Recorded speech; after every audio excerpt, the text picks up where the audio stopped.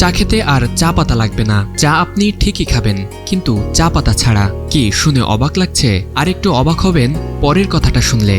চা পাতা ছাড়া যে চা খাবেন তাতে চা পাতার বদলে থাকবে বাঁশপাতা। আর এই বাঁশপাতার স্বাদ একেবারে চা পাতার মতো।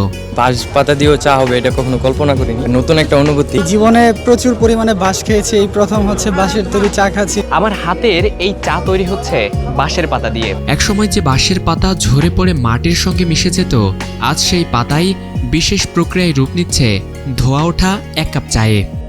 এটা হচ্ছে বাঁশ পাতা চা, বা আমরা তরল বাঁশ বলতে পারি। আমরা যে সবাইকে বাঁশ দেই, বাঁশ খাই, এটা বাঁশ খাওয়ার একটা ব্যাপার।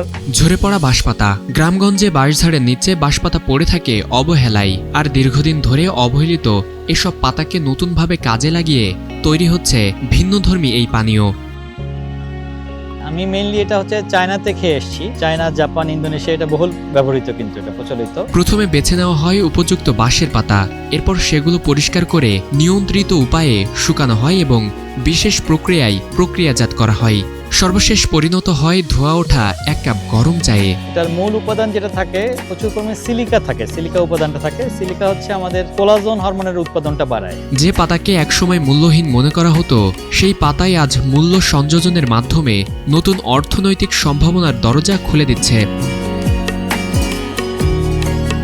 পরিবেশ বান্ধব উদ্যোগের পাশাপাশি বাঁশভিত্তিক শিল্প ও গ্রামীণ উদ্যোক্তাদের জন্য এটি হতে পারে একটি নতুন দিগন্ত।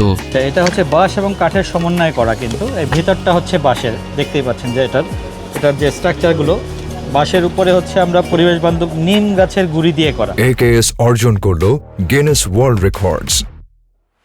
AKS বাংলাদেশে বাঁশের পাতা দিয়ে এই চা তৈরির উদ্যোগ নিয়েছে কোয়ান্টাম ব্যাম্বুরিয়ান। তাদের এই উদ্যোগ দেখিয়ে দিচ্ছে উদ্ভাবনী চিন্তা থাকলে প্রকৃতির প্রতিটি উপাদানের মধ্যেই লুকিয়ে থাকতে পারে নতুন সম্ভাবনা। এক কাপ চা আমাদের দিনের শুরু, আড্ডার সঙ্গী, ক্লান্তির শেষ আর একটুখানি স্বস্তি। তবে এই কাপের ভেতর যদি চা পাতা না থাকে, অবাক হচ্ছেন? আমিও হয়েছিলাম। হয়তো আগামী দিনের গল্পে বাঁশ শুধু ঘর, আসবাব বা কাগজের কাঁচামাল হিসেবেই পরিচিত থাকবে না। একদিন কেউ যখন এক কাপ চায়ে চুমুক দেবে, তখন সেই কাপেও ভেসে উঠতে পারে বাঁশের গল্প। নতুন সম্ভাবনা অনেক সময় আমাদের চোখের সামনেই থাকে, শুধু তাকে চিনে নেওয়ার অপেক্ষা।